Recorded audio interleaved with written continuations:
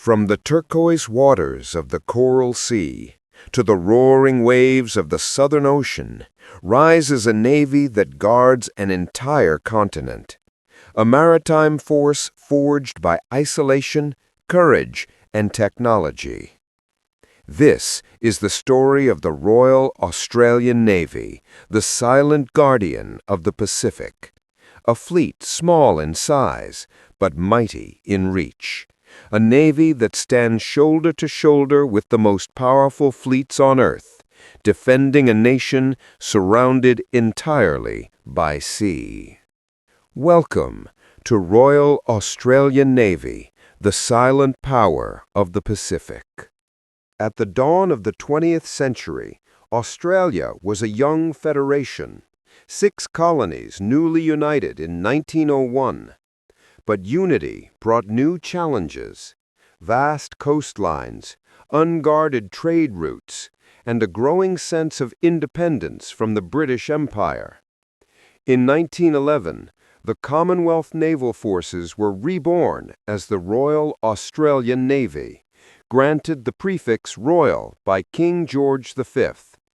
Its first flagship, HMAS Australia, a battle cruiser of formidable power, symbolized a new era.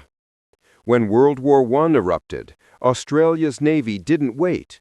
It seized German colonies in the Pacific, hunted enemy raiders, and secured vital sea lanes. By war's end, the RAN had proven itself a capable blue water force, one that could operate far beyond its shores. World War II would test Australia's Navy like never before. When Japan entered the war, the Pacific became a battlefield. The Royal Australian Navy, though small, fought relentlessly in the defense of the homeland and its allies. From the Coral Sea to Leyte Gulf, Australian warships stood beside the United States Navy in desperate battles against overwhelming odds. Names like HMAS Canberra, Sydney, and Perth became etched in history. Ships that fought bravely and paid the ultimate price. By 1945, over 30 RAN ships had been lost, and more than 2,000 sailors had given their lives.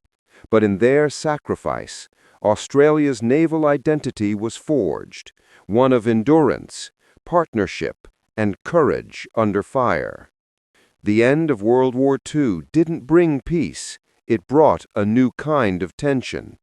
As the Cold War divided the world, Australia's Navy entered a technological revolution. The RAN became a carrier navy, acquiring HMAS Sydney and later HMAS Melbourne, complete with jet aircraft and anti-submarine helicopters. During the Korean War and Vietnam War, Australian carriers launched strikes and supported Allied forces. But the seas also became a chessboard of submarines. In response, the RAN introduced the Oberon-class submarines, stealthy British-built vessels that gave Australia its first true undersea deterrent. By the 1970s, the Royal Australian Navy had matured into a modern, balanced fleet, one that could operate both in defense and for regional projection. The 1982 Falklands War between Britain and Argentina was a wake-up call for every navy in the world, including Australia. Missiles had replaced gunfire. Electronic warfare and air defense became the new frontiers of survival at sea. Australia responded by retiring its aging carriers and investing in multi-role destroyers and frigates. The Adelaide-class and Anzac-class frigates became the backbone of the fleet, ships designed for endurance, flexibility, and advanced air defense. The RAN was no longer a carrier navy. It was a networked, multi-domain navy built around cooperation, intelligence, and precision strike capability. In the depths of the ocean, Australia found its greatest strategic equalizer, the submarine. The introduction of the Collins-class submarines in the 1990s marked a bold step, the first submarines designed and built in Australia. These diesel-electric boats were among the most advanced of their kind, quiet, long-ranged, and lethal. Despite early challenges in design and reliability, the Collins fleet matured into one of the most capable non-nuclear submarine forces in the Indo-Pacific. Each submarine could remain submerged for weeks, track adversaries, and strike with precision torpedoes, giving Australia eyes and ears beneath the sea. In the 21st century, the Royal Australian Navy took another great leap into the era of amphibious power projection. Enter the Canberra-class landing helicopter docks, HMAS Canberra and HMAS Adelaide, each over 27,000 tons, the largest ships ever built for Australia. Part aircraft carrier, part assault ship, they can deploy troops, vehicles, and helicopters for combat, disaster relief, or humanitarian missions. These floating fortresses represent Australia's ability to project force, deliver aid, and respond to crises anywhere from the Pacific Islands to the Middle East.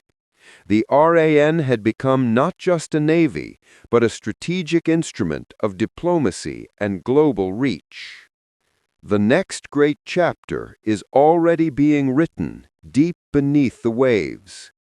Australia's AUKUS pact with the United States and the United Kingdom will deliver nuclear-powered submarines, some of the most advanced machines ever built.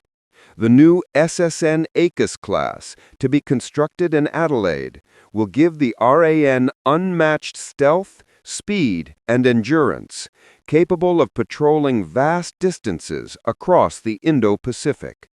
For a nation that relies on maritime trade and regional stability, this marks a true strategic revolution. Australia is no longer just defending its coasts, it's shaping the balance of power in the Pacific.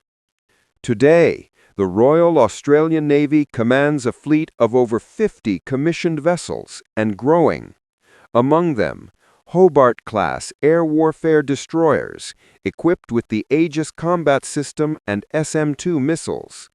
Anzac-class frigates, the backbone of Australia's surface fleet.